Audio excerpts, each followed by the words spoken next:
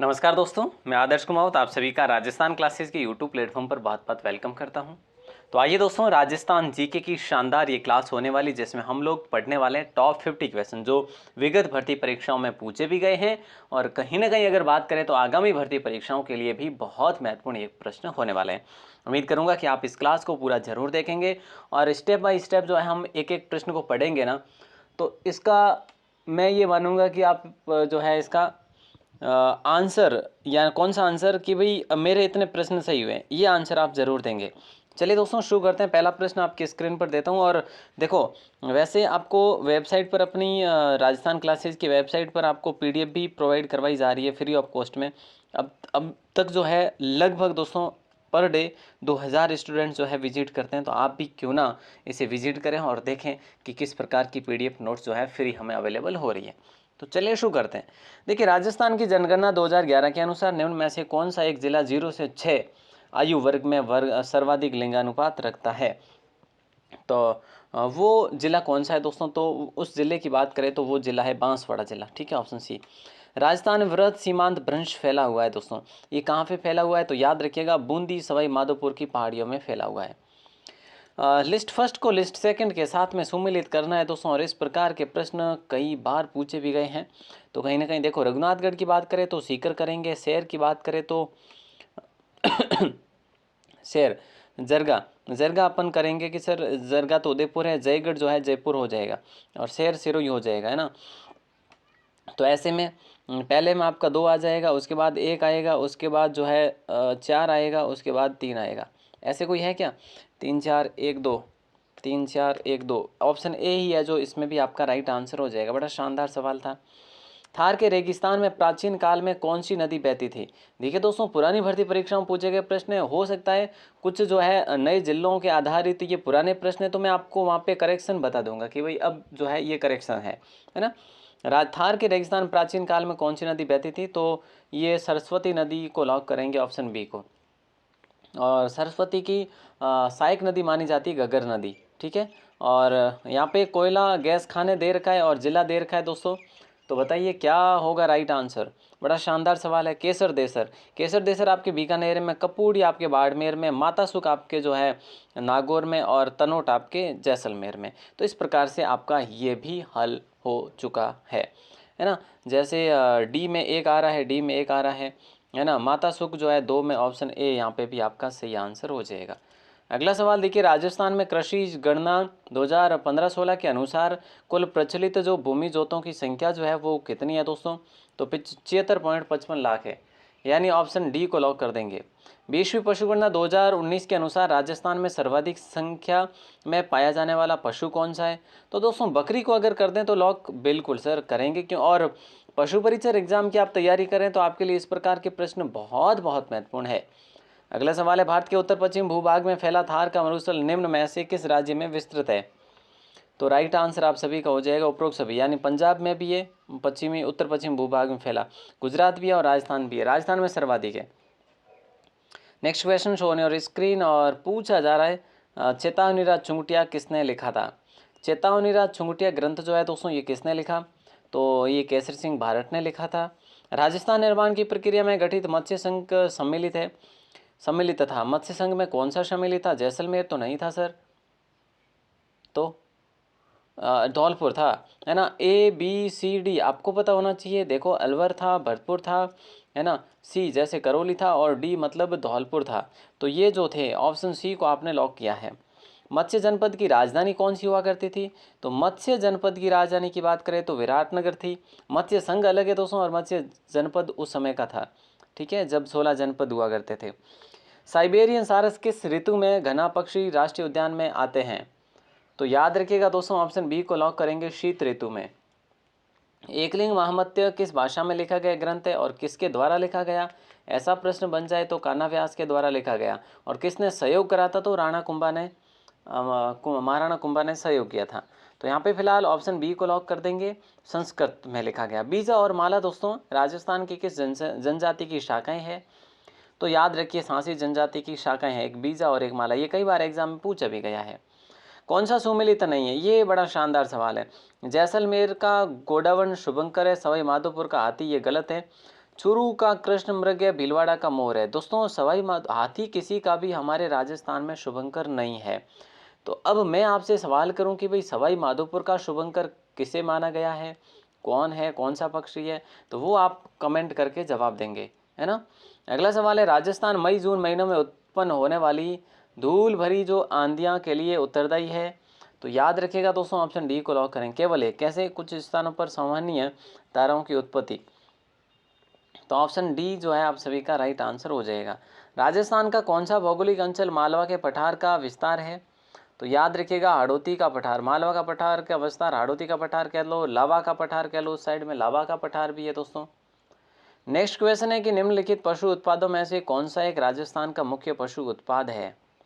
तो याद रखिएगा ऑप्शन बी को लॉक करेंगे, दूध को लॉक कर देंगे दोस्तों, है ना। बड़ा शानदार सवाल है, ऑप्शन बी। राजस्थान में मिश्रित लाल और काली मिट्टी में सामान्यतः कौन सी फसलें उगाई जाती है। तो याद रखिएगा कपास और मक्का उगाई जाती है। ऑप्शन सी को आपने लॉक कर दिया है, बेहद शानदार सवाल था। राजस्थान में सीमेंट उत्पादन की दृष्टि से सबसे बड़ा कारखाना कौन सा है। तो देखिए ये बड़ा शानदार सवाल भी और कई बार एग्जाम में भी पूछा गया है। जेके सीमेंट निम्बाहेड़ा में है और चित्तौड़गढ़ में है, निम्बाहेड़ा। Option B right. स्थानांतरित कृषि को राजस्थान में किस नाम से जाना जाता है। स्थानांतरित कृषि को राजस्थान में किस नाम से जाना जाता है। तो झूमिंग को लॉक करेंगे दोस्तों, किसको, झूमिंग को, ठीक है। यानी ऑप्शन ए जो है आप सभी का सही आंसर हो जाएगा। सूची फर्स्ट को सेकंड के साथ में सुमेलित करना है, नीचे दिए गए कूट का प्रयोग करके सही उत्तर चुनना है। तो देखो क्या होगा राइट आंसर। बड़ा शानदार सवाल है भाई। देखो चंबल की बात करें, चंबल जो है ना राजस्थान, मध्य प्रदेश, माई बजाज सागर, इसमें जिस प्रकार से देर का ना, बिल्कुल ये चंबल जो है ना ये सही है। माई बजाज सागर की बात करें तो ये आपका माई बजाज गुजरात और राजस्थान है, ठीक है। और व्यास की बात करें तो व्यास जो नदी है या सरदार सरोवर बांध जो है, देखो पहले में एक हो गया और दूसरे में 2-3 हो गया। तो ऑप्शन बी को लॉक कर देते हैं, फिर यहाँ पे ये आ जाएगा। जैसे व्यास की बात करें तो राजस्थान, पंजाब, हरियाणा, और सरदार सरोवर की बात करें तो Rajasthan, Gujarat, Madhya Pradesh. Okay done, yes. अगला सवाल, राजस्थान में कांच उद्योग मुख्यतः किस जिले में केंद्रित है। कांच उद्योग भैया धौलपुर में है क्या। ऑप्शन सी को लॉक करते हैं, हाँ जी। राजस्थान मारवाड़ के जोगियों द्वारा गोपीचंद भ्रतरी, निहाल दे आदि के ख्याल गाते समय निम्न में से किस वाद्य यंत्र का प्रयोग किया जाता है। तो राइट आंसर जो है ऑप्शन बी को लॉक कर देंगे, सारंगी, है ना। सारंगी को लॉक करेंगे, ऑप्शन बी को। एक बेहतरीन सवाल है। अगला सवाल है, राजस्थान में एक ग्राम सभा बनती है। राजस्थान में एक ग्राम सभा बनती है। तो दोस्तों ऑप्शन सी को लॉक करेंगे, पंचायत सर्किल में आने वाले गांव के पंजीकृत मतदाताओं से। अगला सवाल देखिए, जब राज्य विधानमंडल का सत्र नहीं चल रहा हो तब कौन अध्यादेश जारी कर सकता है। तो ऑप्शन सी को लॉक करेंगे, राज्यपाल को लॉक कर देंगे। अगला सवाल देखिए, राजस्व संबंधी मामलों में जिले का अंतिम व सर्वोच्च अधिकारी जो होता है ना वो कौन होता है। तो दोस्तों देखिए ऑप्शन बी को लॉक कर देंगे, यहाँ पे जिला कलेक्टर की बात करेंगे। और अगला सवाल, राजस्थान लोक सेवा आयोग के अध्यक्ष के रूप में निम्नलिखित में से किसका कार्यकाल सबसे लंबा रहा है। ये सवाल भी एग्जाम में पूछा भी गया है। ऑप्शन सी को लॉक करेंगे, DS तिवारी को लॉक कर देंगे। बात हो रही है राजस्थान लोक सेवा अध्यक्ष की, आयोग के अध्यक्ष की, है ना। कमलकांत वर्मा राजस्थान के पहले थे, क्या थे। कमलकांत वर्मा राजस्थान के पहले मुख्य न्यायाधीश थे जो कि 1949 में बने थे। अगला सवाल आपकी स्क्रीन पर है कि राजस्थान सरकार के मुख्य सचिव की नियुक्ति जो है कौन करता है। तो दोस्तों देखिए अगर हम बात करें तो राइट आंसर जो है आपका मुख्यमंत्री हो जाएगा। मुख्य सचिव की नियुक्ति तो मुख्यमंत्री करते हैं। खुशखेड़ा औद्योगिक क्षेत्र राजस्थान के किस जिले में स्थित है। तो खुशखेड़ा भैया अलवर में। अब देखो खुशखेड़ा की बात करें तो ये अपने औद्योगिक क्षेत्र है। और बात करें अगले प्रश्न की तो अर्धशुष्क पूर्वी मैदानी कृषि जलवायु उपखंड में सम्मिलित है। तो कौन से सम्मिलित है दोस्तों, याद रखिएगा जयपुर, अजमेर, टोंक और दौसा। क्या पूछा है, अर्धशुष्क पूर्वी मैदानी कृषि जलवायु खंड। कुल कितने हैं, 10 है। ओके अगला सवाल है, जवाई परियोजना में लाभान्वित नहीं होने वाला जिला कौन सा है। जवाई परियोजना में लाभान्वित नहीं होने वाला जिला कौन सा है। तो याद रखना दोस्तों ऑप्शन सी को लॉक करेंगे, बाड़मेर जिला है। राजस्थान में सीमा क्षेत्र विकास कार्यक्रम BADP किस पंचवर्षीय योजना के दौरान लागू किया गया। तो याद रखिए ऑप्शन डी को लॉक करेंगे, 7वीं पंचवर्षीय योजना, ठीक है। बड़ा शानदार सवाल था ये भी। हालांकि देखो राजस्थान में सीमा क्षेत्र विकास कार्यक्रम BADP ये 7वीं कैसे होगा भैया। सॉरी 7वीं ही सही होगा। कुल कितनी पंचवर्षीय योजनाएं लागू की गई थी? 12, है ना, बिल्कुल। अगला सवाल है काजरी शोध संस्थान कहाँ पर स्थित है? तो जोधपुर में है। निम्नलिखित में से किस केस में अविका कवच बीमा योजना प्रभावी है? दोस्तों बहुत इंपॉर्टेंट है, और आपके पशु परीक्षर एग्जाम के लिए तो और भी इम्पोर्टेंट है। तो जरा बताएंगे? हाँ सर बताएंगे।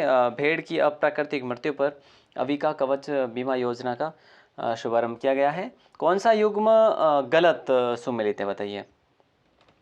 तो राइट आंसर जो दोस्तों की बात करें तो मल्लीनाथ गागरोन गलत है। बाकी बाबूजी कोलू, तेजाजी खरनाल, रामदेव जी रामदेवरा, मल्लीनाथ जी की बात करें तो बालोतरा अब जो आपका सही आंसर होगा। ठीक है, अगला सवाल देखिएगा दोस्तों, पूछा जा रहा है कि किस हिंदू महीने में तेजा दशमी मनाई जाती है?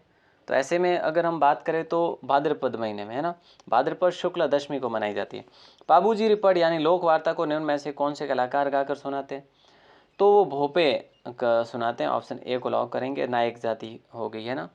अगला सवाल है कि कुचामनी ख्याल से संबंधित कौन सा कथन सही नहीं है? कुचामनी ख्याल के प्रवर्तक ये सही है, पुरुष पात्र ही स्त्री चरित्र का अभिनय करते हैं, क्या बोलते हैं आप? ये भी सही है। इनके कलाकार चेतराम, हमीद बेग, ताराचंद, ये गलत है ना। इनके नर्तक ही गाने को गाते, बिल्कुल सही है, लेकिन ये ऑप्शन सी को गलत करेंगे अपन यहाँ पे, यानी सही नहीं है।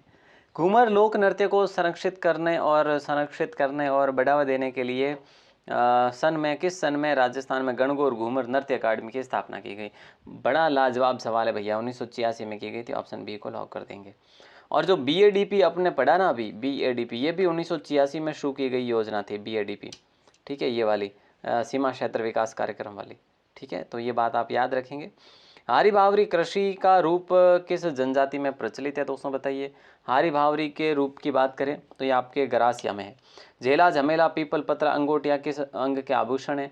तो याद रखिएगा कानों के आभूषण है दोस्तों। और राजस्थान में उमर फारूक मेवाती का संबंध किस क्षेत्र से था? इसका आंसर आपको बताना है इन दोनों में से। राजस्थान के उमर फारूक मेवाती का संबंध संगीत से था या पर्यावरण से? बस 2 ऑप्शन ही दे रहा हूँ आपको, आंसर जरूर देंगे दोस्तों। और आपके कितने प्रश्न सही हुए हैं वो आप हमें कमेंट करके ज़रूर बताएं। अगर पहली बार हो चैनल पर तो सब्सक्राइब करना ना भूलिएगा। अगर हाँ वास्तव में पहली बार हो तो आप हमारे ग्रुप में भी ऐड हो सकते हैं। इस नंबर पर आप अपना नाम और ज़िला लिखकर मैसेज करेंगे तो आपको ग्रुप में ऐड कर लेंगे। लेकिन ध्यान रहे दोस्तों, अपना नाम और ज़िला लिखकर ही मैसेज करें, कॉल ना करें भैया प्लीज़, है ना, ज़्यादा कॉल ना करें, मैं खुद परेशान हो जाता हूँ। तो नाम और ज़िला लिखकर मैसेज करें ताकि आपको ग्रुप में ऐड कर सके फॉर PDF और नोट्स के लिए। ऑल द बेस्ट दोस्तों, मिलते हैं अगली क्लास में, तब तक के लिए शुक्रिया। जय हिंद, वंदे मातरम।